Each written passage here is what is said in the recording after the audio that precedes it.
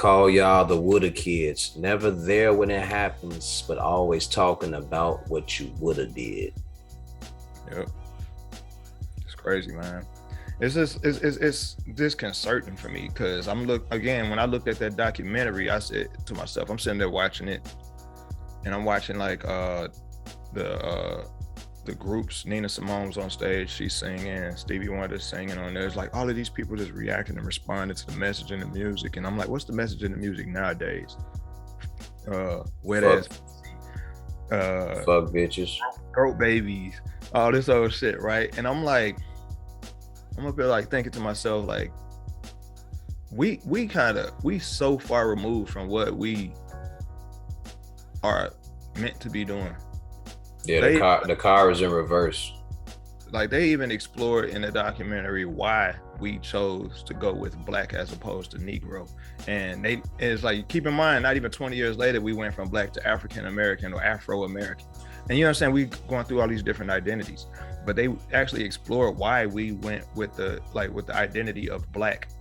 And it was really as in reference and opposition to what white people were calling themselves white people. So we planted our flag in black, not because we identify physically as black, but we know that we were taking the negative connotation of black and turning it around.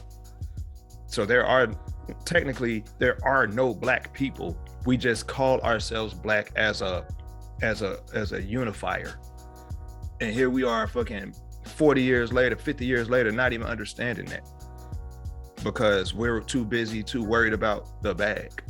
We're not even looking at how we splintered off. It's crazy, bro. It's like we don't even have nothing we can all say that this great division tactic. It's a great division tactic. Absolutely. Because when you look at the music, how many R&B singers do we know that are really great right now? There aren't any. Not just regular, okay, they can sing, but like great R&B singers. I mean, in terms of like contemporary, some that existed just for this last 20 years. Where are the soul singers, bro? Everything is congealed now. The whole industry is like taking everything and kind of like mixing it all together in a pot. So you're not gonna get like the great soul singers anymore because they're trying to take everything that's great about each genre and blend it together into make one genre of music. Tell you that it's hip hop. Yeah. Yep.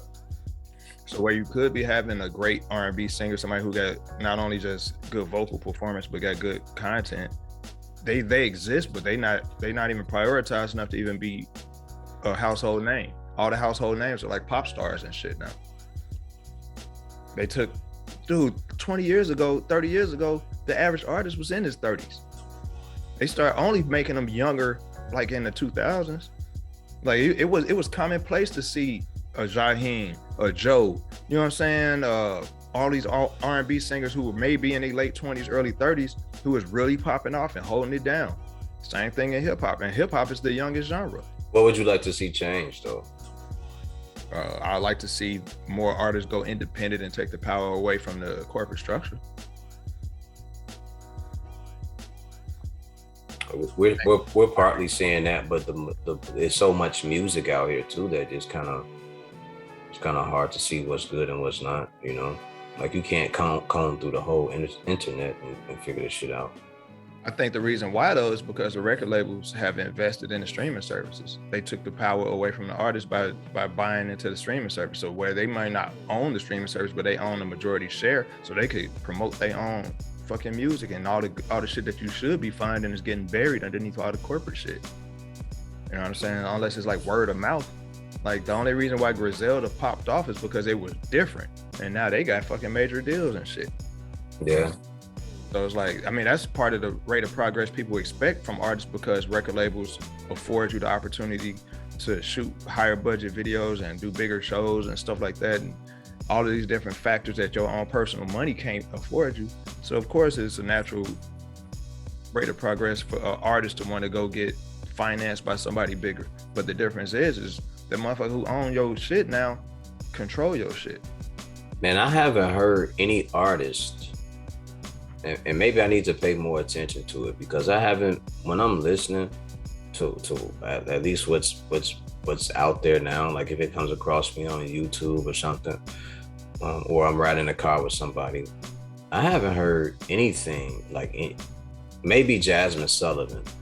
But outside of her, I haven't heard any artist that when I'm listening to them, they give me like the chills or make me cry.